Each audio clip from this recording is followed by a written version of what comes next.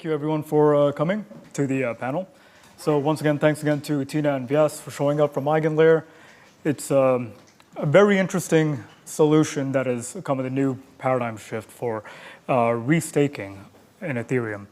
So wondering if you guys give us a little bit of an understanding as to what exactly are these so-called scalability issues of Ethereum and how potentially EigenLayer might be a very nice solution towards solving these. Yeah. First of all, thank you for having us here. Right. We're really happy to be here.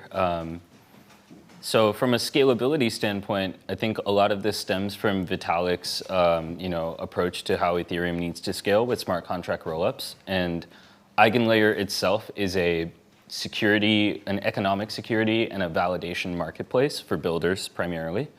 And this actually stems from kind of the bootstrapping problem that a lot of blockchains face in their initial phases, as well as one of Shriram's previous ventures and some of the struggles that they faced in the process of bootstrapping that project.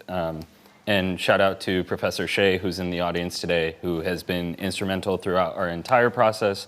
But yeah, EigenLayer looks to support protocols and projects as they enter the Ethereum ecosystem to bootstrap them and use this economic security from Ethereum restakers and the validation services that node operators in the ecosystem provide. Tina?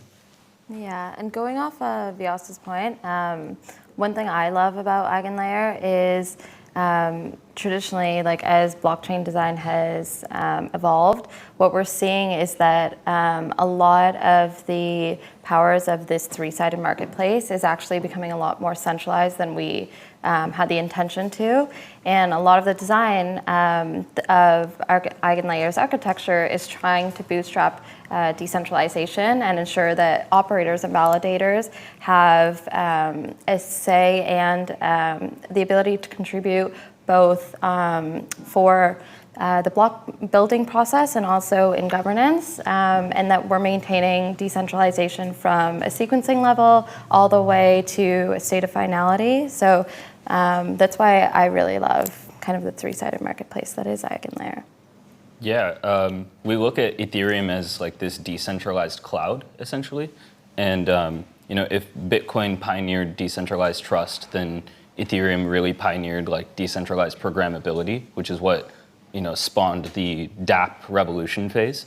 And we're trying to really enable this middleware, or what we're calling almost like decentralized SaaS innovation phase, where projects are no longer required to bootstrap their own projects with their own token necessarily, and generally improving the capital efficiency of Ethereum and the overall landscape of what we're working on. Gotcha. So this is a platform that we're building on the L2. So EigenLayer right now is able to provide smart contracts for rapid processing ZK rollups, for instance. And a lot of this off-the-shelf readiness also comes in tandem with the fact that we can bring on board ready nodes to process very risky transactions. These projects might also be cross-chain, so it's very important, right, of course, that we are trying to ensure that the mainnet guarantees are readily transferred to these projects when they're coming on board. Can you give a bit of an insight as to how that exactly works and what kind of things might actually be involved on the L1 side? Yeah. Do you want to start? No, you. Okay, for sure.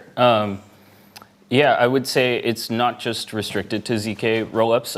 We want to support all types of projects. So whether it's optimistic or ZK, the real value prop is for proofs, right? You want to be able to have certain security guarantees that otherwise don't necessarily exist. And in this landscape, we're limited by sometimes the economic security that a project can bootstrap itself with, which is sometimes restricted by its token. And with Ethereum restakers, you're enabling a lot more security guarantees. But then with node operators, they're able to, rather than simply participating in the Ethereum consensus, they're able to opt into additional middlewares or these ZK projects or rollups that they want to support. And there is some additional complexity there in terms of making sure we're not overloading the Ethereum consensus or the execution layer, and we're definitely reliant on some of these smart contract rollup projects to focus on improving the computational scaling. But what we're primarily focused on is making sure we can support them from a data availability standpoint or from an economic security standpoint, or facilitate the interactions required from these node operators or these restakers. And we also have, as Tina mentioned earlier, we want to increase the degrees of freedom that restakers have in terms of delegating to an operator. So. Yeah, and one thing is that the current staking market doesn't allow for a lot of customizability for both staking and operating, and it doesn't take into account a lot of the risk exposure that changes based on different staking providers, different staker profiles. You're seeing a lot of the stakers for major blockchains are now becoming these sort of influencers because of the sort of mass that they've been delegated to and what problems occur because of that. And there's a lot of cool innovation that Vyas mentioned with opting in and opting out, specifically to services for AVSs. That's is super cool innovation for particularly institutional investors, LPs, and a lot of the staking stakers and operators and validators within Ethereum.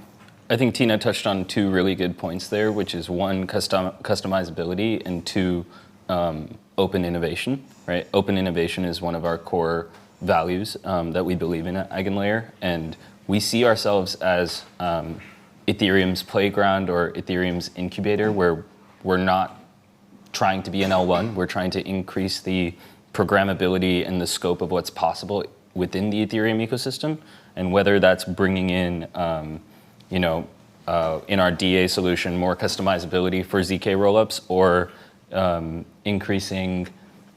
bringing in certain, parallel execution features that some projects like Monad are working on in EVM, and bringing in higher throughput or higher TPS that projects like Solana have, but are limited in the use cases that we can do on EVM. We want to be able to support those things and bring that within this existing ecosystem that we have with, honestly, what's an incredible community, right? Gotcha. It's interesting that from the data availability side, so of course we know that data sampling is one of the bottlenecks in a lot of cases where block times on a network are really going to be constricted. I mean, of course, if you're able to minimize that, you're going to increase the throughput of the ecosystem. We know that EigenLayer is developing something akin to this. It's a data availability layer. I was wondering if you could give us a little bit of insight into what you're planning for us. Yeah, for sure. So we're actually really excited about EigenDA, and it's not necessarily something that's like a side project to us or something. It's actually quite core to what we're working on, because to your point, it's going to improve scalability and throughput. And that's going to enable us to support a lot of new use cases. And some of the architecture there, without going too deep, is using Reed-Solomon encoding and building on proto-donk sharding and some of the existing improvements to the Ethereum protocol, or some of the planned improvements to the Ethereum protocol, I should say. But yeah, there's, we want to increase the customizability in terms of like signature schemes, or what types of like proofs that ZK or optimistic rollups might want to use, or whether it's a hybrid model, which some projects are considering using some hybrid model of ZK and optimistic proofs. So we're really excited for that. Yeah, Tina, do you have anything else to add there? Yeah, what probably excites me most about the DA product from an outside perspective on the team is probably that the team has a really good understanding of how the attestation schemes and attestation is going to be translated on an interoperability layer. So they work really closely with Uma from Sustinct and Catalyst and a number of other interoperability teams within the space, and they have a good understanding of, okay, so we have this DA product. How is this specific proving going to translate across multiple different chains, and how can this be consistent on an attestation level or on a state confirmation level? So that's probably from kind of an external viewpoint, what I find most interesting too. Yeah, adding to that, I mean, I think we're also really focused on making sure node bandwidth requirements and how much data each node is storing is minimized. So each node should really only store 1/10 of the data. It doesn't make sense for everybody to keep storing all the data on the network, which really reduces your throughput abilities and reduces how you can scale. So currently EigenDA is on testnet, and we're at 10 megabytes per second on testnet already. And we're trying to go public with that testnet, hopefully around late Q3, early Q4, and then go to mainnet Q4, Q1 this year. That's great. In general, what would you say is the outlook for how EigenLayer itself scales? Imagine that once you start being able to streamline a lot of things on the L2, you might be able to look forward to proliferation of validation.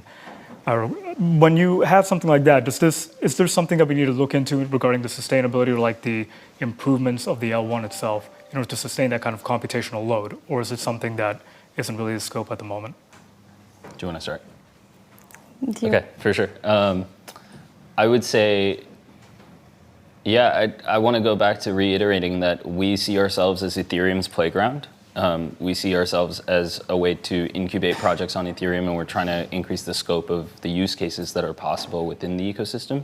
So while we are excited for 4844 and all the additional developments that are happening within the L1 improvements, I mentioned a project like Monad, who's trying to do parallel execution on EVM to support, HFT high throughput use cases for, things that can take advantage of TPS.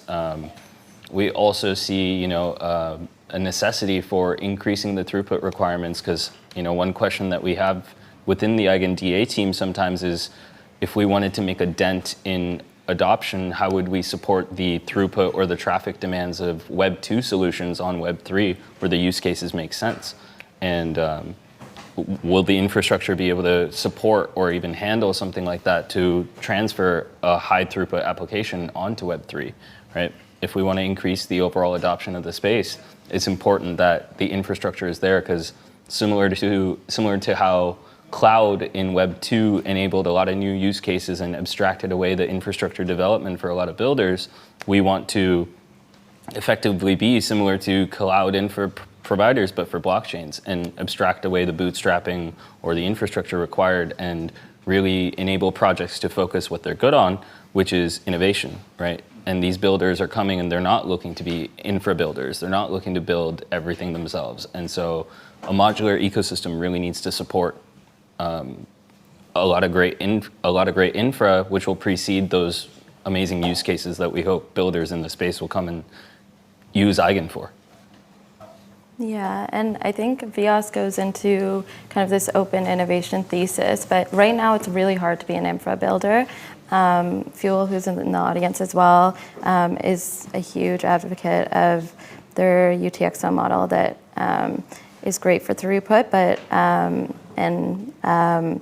I've seen like the infrastructure tooling in the space is just not where it needs to be if there needs to be mainstream adoption. And one thing that's really cool specifically about EigenLayer is that they think about these specific batching cycles and the proving status of the DA product for these custom solutions on a kind of what Vyas articulated as like a data availability or software as a service type mindset. And that will help people use these general purpose solutions for all different types of applications. And hopefully we'll then see more infrastructure being built. Gotcha. Out of curiosity, so how do things look like on the operational side of these smart contracts? Like, especially if we talk about competitors such as Lido, how would you differentiate yourselves from them? I'm going to let Tina take most of this question, but predominantly we're not doing a staking solution product, right? Yeah. We're just supporting as many restaking, as many staked assets that are pretty much ETH equivalent through restaking, as well as native restaking. But there's definitely some cool stuff we're working on in terms of how much freedom these restakers have in terms of when they delegate to an operator. And Tina's actually leading most of that, so. Yeah, I think what I find interesting about the current market is that it is really general purpose, which was great to bootstrap staking for Ethereum as a whole. But as we want to become more decentralized, there need to be better solutions to have more customizability for operators for delegation, specifically for validating, for staking, and specific withdrawal and deposit periods for, let's say, reward and block reward schedules. There's a lot of cool innovation that the team is thinking about and working on in that respect. And I think that one thing to also consider is like Lido currently has a significant share of the current market cap, and having more innovation on the decentralization of node operators and validators will help Ethereum as a whole stay decentralized. So, and that's one area where we've kind of developed this thing called Eigen SDK that's focused on a dev kit for some of these middleware and ABS partners. And this goes back to Vitalik's article earlier this year about let's not overload Ethereum consensus. So how do we make sure we have these lightweight ABSs that are compatible with the the weakest infrastructure validator on the Ethereum ecosystem? But then there are plenty of node operators that have additional block space, especially those that are using things like AWS anyways to validate for Ethereum. So how can we support some of these higher block space node operators and generate, I hate using this word, but generate legitimate yield sources, which are these ABSs or middlewares, and be able to support all this additional block space that they have available, which is what has enabled projects like Solana to have these high TPS numbers, right? And what we hope to enable on Ethereum as well. And Tina mentioned this previously, but batching or like there are certain features that we're working on with EigenDA, like multi-quorum support to increase the L1 alignment, so rollups can potentially pay fees in their own token and be more aligned to ETH L1, or reserved bandwidth. We have 10 megabytes per second, and we want to enable rollups to reserve certain bandwidth because a lot of rollup gas costs are very congestionary today. And we look at the example of the airline industry, which never really, which has fuel pricing contracts that go multiple years ahead of time, so they can adjust pricing for their flight fares. And similarly, we want to create models for rollups to reserve bandwidth for multiple durations of time ahead of time, so they're not privy to congestionary demand, and they're able to operate with fixed costs. That's great. Finally, I suppose, and apart from what's being worked on right now, what is sort of the vision is very clear, but where do you see EigenLayer going on, just on a personal kind of heartfelt note, in the coming years? For me, I'm grateful to be part of the team from the beginning, and I've definitely bought into the open innovation thesis, right? We firmly believe that we want to support as many interesting use cases and enable projects to not have to deal with the bootstrapping problem. And this is similar to how venture capital decoupled innovation and capital. Similarly, we want to decouple innovation and bootstrapping in the Ethereum ecosystem. Right. So we're really excited for social networks, for whether it's other infra builders, rollups, DeFi, and supporting more high throughput DeFi use cases that are currently moving to other platforms, or even if it's NFTs or something that I'm personally passionate about is some of the more creative ventures that we have, and excited about potentially some of the streaming landscape that we could do with projects like Superfluid, or just enable a lot more cool use cases where decentralization really matters.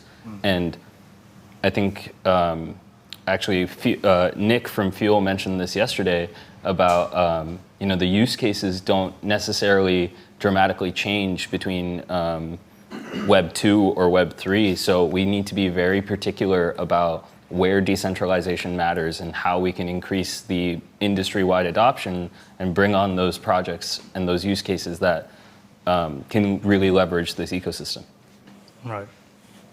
Yeah, I think what I love about the open innovation thesis that our team discusses a lot internally is completely the state of permissionless. So both from stakers, validators, node operators, the end goal being this complete state of permissionlessness, where there's no state of signatures or attestations, or users are not waiting for any longer time period. And also, a lot of the users within this marketplace scheme are all earning a substantial reward scheme that Vyas mentioned, and having it sustainable so that the more actors that enter this marketplace are also contributing to the decentralization. So that's honestly what I'm really, really excited by, and how I honestly think the Ethereum's ecosystem can scale as a whole. Because right now we're not seeing that tip of the iceberg yet.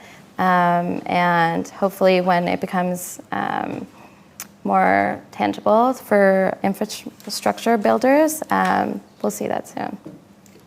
Awesome. Thank you very much. Yeah. I'm sure we can probably open the floor to some questions. Anyone from the audience that would like to ask Vyas or Tina about EigenLayer? You mentioned Solana's throughput and the emergent use cases that come from it. What would be kind of like the minimal viable TPS for you that you think is needed to reach these new emergent use cases you're seeing in these other non-EVM networks? Yeah, we're not necessarily, at least from the EigenDA standpoint, we're not necessarily looking at it purely from a TPS standpoint, but more so from a bandwidth standpoint, which has a direct correlation, obviously. I think, yeah, part of our scaling goals is we want to get to like 1 gigabyte per second, in the next couple of years, and hopefully further and further beyond. And that's part of, as I mentioned earlier, each node not storing all the data and only storing 1/10 of the data, and being able to, using erasure coding to come up with ways where we can still maintain those security guarantees.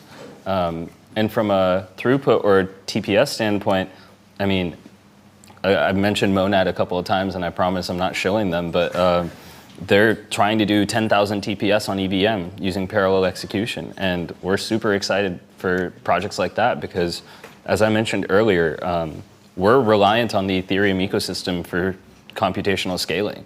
Like, we are, again, Ethereum's playground. Like, however big EigenLayer gets, it's also simply to increase the size of the Ethereum ecosystem.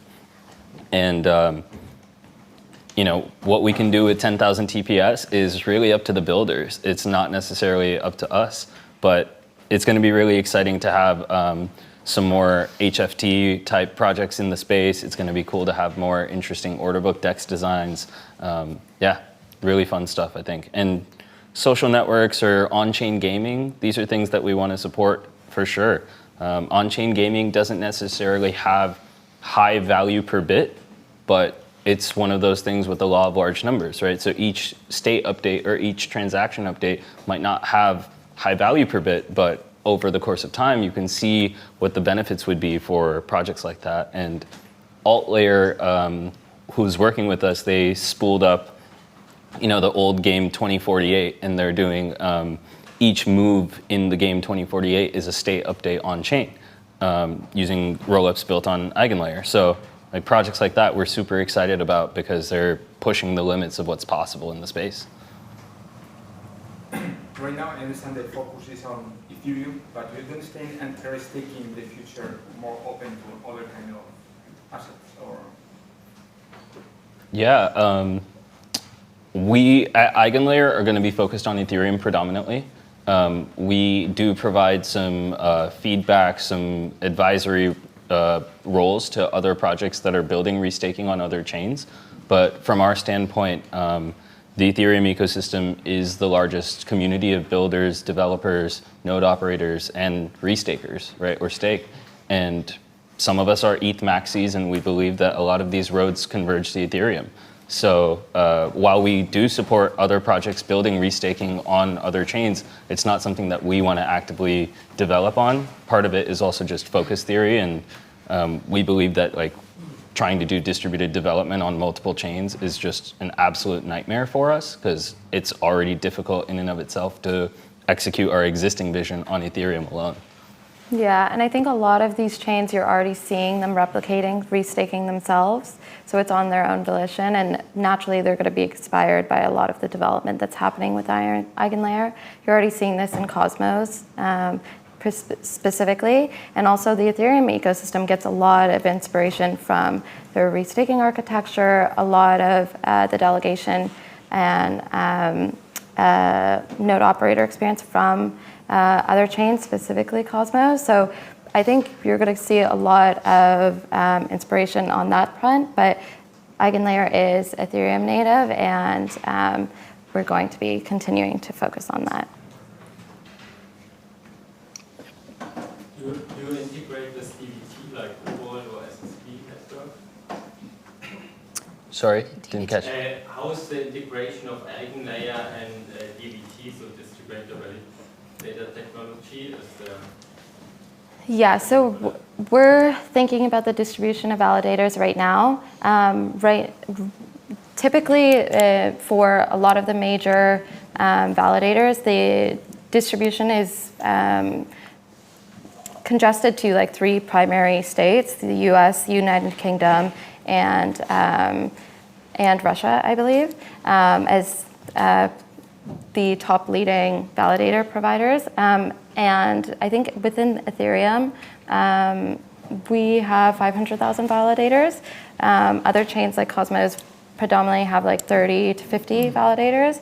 What we're doing in our initial onboarding experience is making sure that the distribution for onboarding is well distributed both by regional distribution, profiles, risk exposure, the type of investor or node operator, and managing the distribution like that. As we move forward in our product development process, we will be working with specific DVT providers in trying to make that experience permissionless, but right now it is a manual onboarding process for ensuring full distribution that's kind of autonomous. Yeah, we're also still, a lot of the operator experience, the middleware experience is still very much under development. So we're actively working with projects like Obol or other DVT solution builders, and we do plan on supporting them, and we're actively vetting our operator design systems by these other solution builders. But similar to how we are reliant on some of these roll-up innovations, we're also reliant on some of these DVT builders and their innovations to, it's our responsibility to make sure we're compatible and support them.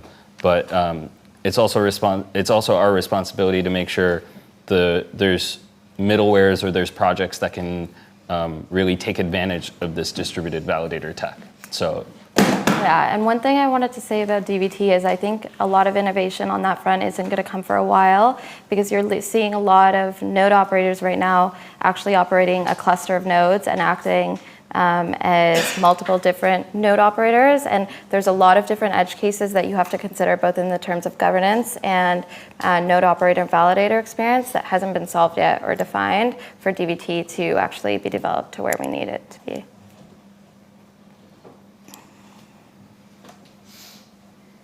Cool.